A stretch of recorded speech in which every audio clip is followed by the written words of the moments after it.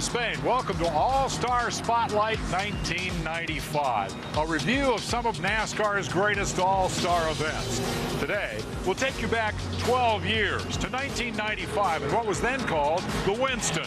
Dale Earnhardt was fresh off his 7th championship. Old DW, Darrell Waltrip, was still trying to prove that he could get her done. And a young rising star, Jeff Gordon, was just about ready to take over the sport. Throw in the likes of Ricky Rudd, Mark Martin, and Dale Jarrett, and let's just say we had all the elements in place for a very exciting night. There is no race that you have the tension with the drivers before the race like the next All-Star race. The guys just get pumped up for it because they know what it means to win it. They know how big a deal it is. It's all or nothing. And you can't put a bunch of race car drivers out there with $1 million prize with no restraints and expect everything to go smoothly. About bragging rights, and that's almost more important than anything sometimes, you know, is just having the bragging rights and going out there and just stomping everybody. There is no other night like this in all of stock car racing. Nobody knows what will happen over the next 70 laps, but they know it'll be a night to remember. You know, this is one that's just bonsai and go for it, and that's what we're here to do tonight. You know, I feel really good. This team has worked real hard for this, and, you know, tonight's going to be a good night for us. Darrell, reflect on this race. You've won it before. The excitement here, you can feel it. Oh, yeah. This is, you know, under the lights. When I went under the lights, it changed everything. And it's just a great race. And no matter what happens, you know, one guy's going to go home from here tickled to death. Everybody else is going to go home from here kicking their tires. So I just hope we have a good, clean race. And it's a tight race. And I got a fast car tonight. I'd like to be up there for the win. The Western Auto guys will give me something to work with. Okay, good luck tonight. Mike? Dale Earnhardt. Ooh. What would the Winston be without Dale Earnhardt in it? I can't imagine. 6-time Winston Cup champ. And you hear the mixed reaction for the crowd. They either love him or hate him, but they all respond and they all have a reaction when Dale Earnhardt comes out. That's pure excitement, what that is. When that man gets in a race car, there's something going to happen. You can bet one way or the other. The boy wonder. Dale Earnhardt's pretty good at handing out nicknames, and that's what he tabbed to Jeff Gordon. I don't think anybody would like that nickname. But you know what, Dale, I mean, yeah, I looked up to him. I respected him so much that he could have called me anything, and I probably wouldn't have minded too much. You know, the fact that Dale Earnhardt is even mentioning your name or giving you any nickname out there was really, to me, an honor, you know. And, you know, I smiled with it. I wasn't crazy about it. I wish he would have picked something else. But, you know, I pretty much just sucked it up and went on with it. The man in black, the car in silver, helmet in silver. Bobby Labonte with a Carolina Panthers helmet. His first All-Star start. Bit of a wave going on here at Charlotte Motor Speedway as we get set for the anthem and the command to fire off what this you have field. waited for all night long. Gentlemen, start your engines. The 20 fastest stock car drivers in the nation. Well, Mike, I'm sure everybody watching this program is ready to see this thing get underway. I'm going to tell you what, this is what everybody comes to see, is this event right now. And I guarantee you one thing, they will not leave disappointed. When we come back, we'll take you to the green flag, the start of the 1995 Winston All-Star Race. Welcome back to All-Star Spotlight 1995. With the pre-race showbiz complete, now it's time to get down to business. The start of the 95 Winston All-Star Race. Well, 30 laps. Who will lead the first segment, and will the fans vote to send him to the rear? Let's find out. Pace car pulls in for the first of 3 segments. They're ready to race. G-Starter holds them down, and Bobby Labonte's on the gas, and we're under green. Rusty Wallace right with them as they head for turn 1. Side by side, going into turn 1. Just put a newspaper between 2 cars. Rusty Wallace took the lead early, but on the second lap, Dale Earnhardt, in trademark fashion, bulldozed his way to the lead. Earnhardt. Oh, it's starting early, folks. Yeah, Yep. Got his attention. From 5th starting spot, Jeff Gordon began his own charge to the front. Gordon has caught Earnhardt. Daytona 500 deja vu. Boy, if I was Jeff Gordon, I'd sit there for a couple of laps, because I know young men, they don't like to run second. Youth and enthusiasm, old age and treachery. Who do you like? Here comes Jeff Gordon making a run on the lead. Brandon Rudd with him. Oh, Ricky says not now. Not there. Earnhardt reluctantly relinquished the lead, then fell victim to handling problems.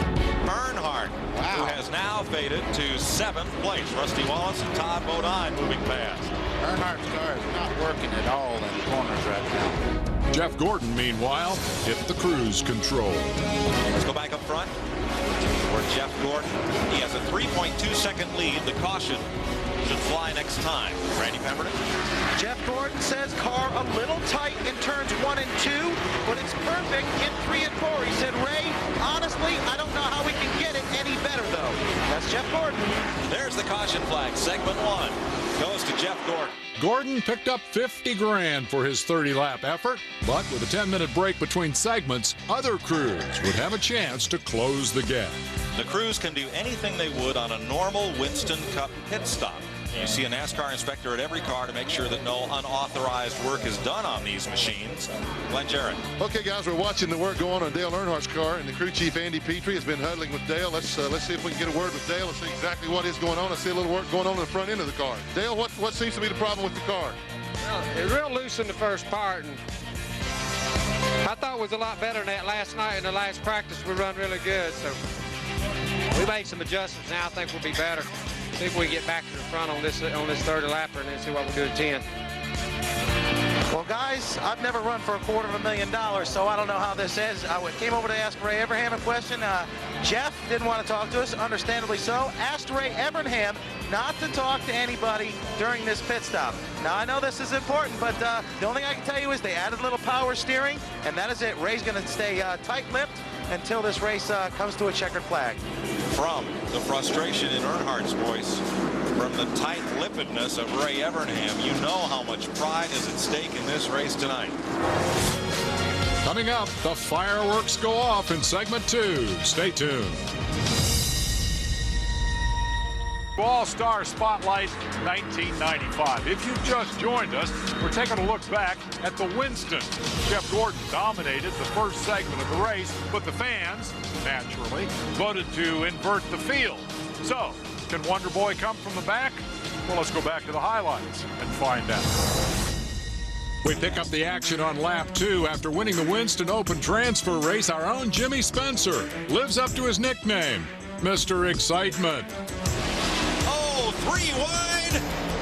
Why did that not surprise me? That's Jimmy Spencer in the 23 car on the bottom row. Contact going into turn 2. It just turned right. He tried to save it, couldn't, and got into Schrader. Dale Earnhardt is in the wreck also. While Schrader and Spencer continue their dispute, Earnhardt took advantage of the caution. Well, Mike, Dale Earnhardt has brought his Chevrolet back in. They just changed right sides last time. They're doing the left sides this time because Andy Petrie, the crew chief, had to take a hammer and beat up the left front fender to get it off of that tire. I talked to David Smith, one of the crewmen. He said there's no serious damage to the car. They just wanted to check everything over. He's down and away, so nothing really further to report on. Seems to be okay. That car is a tank. That car is hard to hurt. The Intimidator returned to the track and aggressively charged through the field, but not without controversy. Trouble. Oh, up in the wall, Dale Jarrett. And Mark Martin. Jimmy Spencer spins to miss them. Mark Martin's car shortened up, as is the signal from his in-car camera. Man, that car destroyed. And so is Dale Jarrett's. If the full moon isn't out tonight, it ought to be. Let's show you what happened at turn 3. You see the 28 car right here. He slows up, he gets tagged just a little bit. That's what's triggered the whole deal there. The 3 car. That was Earnhardt that got into the back of the 28 car. He slowed just a little bit. Earnhardt, of course, is going in there like a locomotive. Right. And he didn't have time to check up. You know, you can get a little bit loose and you check up and bang. I'm not so sure about that one. Well, I mean, I think he may have checked up a little bit, but, you know, it's like We have time to over the look guy at in front of you. Let's go to Randy. Well, Dale Jarrett watched the replay on the monitor. You said you saw it. What did you feel? What happened in your point of view? I didn't have to watch the monitor. I just knew I got hit from behind there. It felt like I was keeping up there and just trying to get going, and got taken out. That's it. One thing for sure, no matter what we say or observe or you folks see at home, only two fellows know what happened, and that's Dale Jarrett and Dale Earnhardt. And Earnhardt has brought his Chevrolet back in the pits. Again, the crew goes to the right side, changing right side tires, now around to the left side, so it's a 4-tire change for Earnhardt. They did not like the way it felt. He said he had a little push, caused a little too tight to his liking, so they're trying to adjust that with a 4-tire change. He's down in the way. There is no damage, no further damage to the front end of the car. They're down, Andy Petrie down on his knees now, measuring the front nose height, but from that bump that he gave Dale Jarrett, don't see any further damage to the car. He'll be back out in just a moment. When racing resumed, Gordon and old DW appeared to have the cars to beat. 16 cars on the racetrack, all on the lead lap at 180 miles an hour. Jeff Gordon has already banked $50,000 for winning segment 1. He's going for 50 more. Boy, oh boy, I mean, he went by late speed like he was tied to a tree. This kid is flying around this racetrack. Look at him make the move on the outside. Now that is power, folks. That's handling and power. Put the Rick Hendrick DuPont Chevrolet out front. Jeff Gordon, he is the leader. Look who's coming. Darrell Waltrip. Hot on the trail of second place, Mike Wallace. 5-time World 600 winner, Darrell Waltrip, sitting right there in third spot. You talk about smooth. He does not make errors. 10 to go in the second segment, then we get set for the shootout. Here comes Earnhardt up under him, going into turn 3. Handling very well now. I think the adjustments they made on that car got him back into contention now. Fourth place for Earnhardt. Darrell Waltrip goes to second. What is he holding back? Well, I tell you, Darrell Waltrip's car, handling-wise, looks as good as any race car out there. I tell you, Darrell told me that he's got something for him. He wasn't kidding. Well, he better use it, because here comes Dale Earnhardt trying to take the third spot away here. Dale Earnhardt makes the pass for third on the outside. Mike Wallace has dropped off just a little bit. I think he may have a loose condition on that car. Caution will wave this time to complete round 2. Jeff Gordon wins the second segment. His earnings tonight are up to $100,000. Darrell Waltrip is second. Dale Earnhardt is third. And the fans have already gotten more action than I think their ticket called for.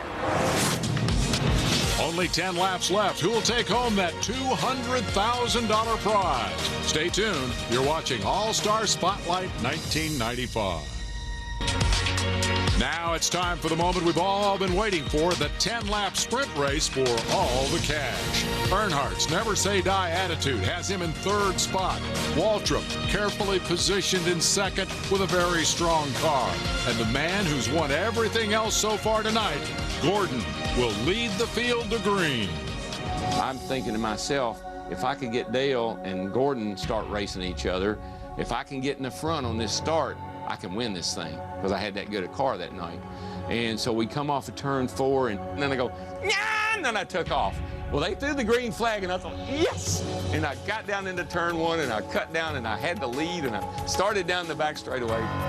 Green flag, 10 laps, $200,000 to the winner. Waltrip pulled one out of his silver shoe, but we have a caution. The yellow lights came back on, called it off. They said I jumped the start. They said if you do it again, you go to the back. They'll light it back up, and the starter is pointing at Waltrip. He was pointing at Waltrip and shaking his head back and forth like, no, you don't jump my start. When it first happened, I immediately was on the radio going, hey, what's going on? You know, he jumped the start. But, you know, that's a type of race where you'll take chances, you'll take risks, because, you know, it doesn't pay points, and you know, you want to try to get any advantage you possibly can. Nice try. It didn't work for Earnhardt. Evidently, it didn't work for you guys either. No, it didn't work. We tried, though. Pete doesn't have much of a poker face, does he? Man. Hey, it's worth the try, right? You know why? Because it's easier to ask forgiveness than permission. That's exactly. And I think that's what Earnhardt will tell you. They have told Pete, if Darrell jumps again, he will go to the back. Pace car's in. And here they come. This looks dead even. Yep. He did not jump him now. If something happens to Gordon now and Darrell gets ahead of him, so be it. Where will Earnhardt go? That may decide who has the lead coming out of turn 2. Look at DW. He's got a half a car length on Gordon as they come off turn 2. Gordon pulls back. He's got a strong car. Here comes the old gray mare on the inside. It's Earnhardt all the way to the bottom. And he gets away with it. Great move. Hard start beating. He's still got to go by Darrell. No way. Oh, man. There's a bunch of cars in trouble. Bobby Labonte hit right at the flag stand. So does Lake Speed. I remember on the restart, he drove in Dale's fashion, as deep as you possibly could into turn 3, and it was actually too deep. The car bottomed out and slid up the racetrack. Jeff was pretty smart. He realized that he was the rock between two hard places, so he checked up. And when he did, Earnhardt drove that thing into 3. I drove into 3 up high. He drove in down low, and he never turned. Earnhardt's car drove to the pit and then to the garage. Pete Peterson and crew have run to Waltrip's aid. He's not yet climbed out. They're talking to Darrell. I guess he's okay, it looks like. Man, that race could well have been his to win. I mean, I like to never got out of the car. I couldn't even. It knocked the breath out of me, and I knew I was hurt. But I didn't know I was hurt that badly. I broke 6 ribs under my shoulder blade. I didn't know it that night. I didn't know it till Wednesday when I went back over for the 600. Then I realized how badly I was hurt. Well, just rung his bell a little bit. They're going to try to give him some oxygen. Looks like he took a little bit of hit there in the rib cage. Well, Dale climbs from the car. Dale, you okay? No, guys, watch out. Dale Earnhardt got a little bit of a limp. Goes up to talk. We'll see if we can get a word with him. He's going to sit down here for a second. Dale, anything goes on that? First of all, you okay? You limped out. What do you mean anything goes? Well, I'm checking. Anything goes as far as, I mean, it was a good, hard, clean race. It seemed to be. You just stuck it down there. What happened? Loose and lost it and got into there. Who was on the outside of it? Well, you limped out. Are you okay? Popped my ankle a little bit. Okay, that's Dale Earnhardt. When you see really good drivers that never wreck, they're going to wreck in that all-star race because they're driving the car as hard as they can. And when you're driving as hard as you can, sometimes you go past the edge. 3 wide. It's the Winston. I sucked it up and said, hope this don't hurt too bad. That's about all you can do. I saw Dale down there and he was digging under me, and I said, oh Lord, if he comes up here much further, we're in trouble. All of a sudden, I guess he broke loose, and the rest is history. Meanwhile, no one was left to challenge Jeff Gordon. Off turn 4. The Brickyard 400 winner becomes the latest winner of the Winston Select. Jeff Gordon for Rick Hendrick. DuPont at Chevrolet will go to victory lane and pick up a check tonight for $300,000. Jeff Gordon goes over $1 million in earnings for 1995, and the season isn't even half over. It would have been tough if Earnhardt and Darrell wouldn't have wrecked there, because they snookered me on that start, but I sure would like to have been there to race them, because I think we certainly had something for them. We had something for them all night tonight. You know, that's the way this Winston is. It's exciting. Anything can happen, and, you know, they got out front, but then they're battling each other. I was just waiting for it. I knew to try to get underneath them. I saw Dale start to get loose, and I just dove underneath them, and, you know, they both started wrecking. I hate to see that happen, but we got a good start that last time, and we took off, man. The thing was just awesome tonight. When we come back, we'll have more reactions from this wild night, plus a look at how the 95 championship battle unfolded for the heroes of the 95 All-Star race. All-Star Spotlight is presented by True Value. For the right tools, products, and advice, True Value. Start right, start here. Welcome back. We're spotlighting the 1995 Winston. After 2 veteran drivers wiped out in the 4th turn, no one was left to challenge Jeff Gordon. He went on to capture his first ever win in the All-Star competition. From the first time that car went on the racetrack, it was just wow. You know, there were some really trick things about that car, and it showed on the racetrack by winning all 3 segments. For Waltrip, that night was a setback in a number of ways. I was hurt badly that night. I had to get a relief driver. I had to have Jimmy Horton drive for me some. I had to have Jimmy Hensley drive for me some. But that was the start of the demise of my race team. I had just gotten that team up to where it was very competitive. 95 was a big year for us up to that very moment. And that put a hiatus on what we were trying to do. As for Gordon, the winning was just beginning. He went on to claim the championship, and his assault on the record book continues to this day. 1995 was just an incredible year for us all the way around, you know, to come out and dominate the All-Star event the way we did was just something that, you know, I'll never forget. With that win, Jeff Gordon was off and running. He took the point lead at Loudon, New Hampshire in July and never looked back. Old Dale Earnhardt made a furious late-season charge, but he came up just short. Gordon went on to record his first series championship by a mere 34 points. His title run included 7 wins, compared to 5 for Earnhardt, and Sterling Marlin won 3 times, including the Daytona 500, to claim 3rd place in the final standings. All in all, a pretty spectacular year. We hope you enjoyed this look back at a very special moment, the All-Star Spotlight 1995. I'm Dave Despain. We'll see you next time.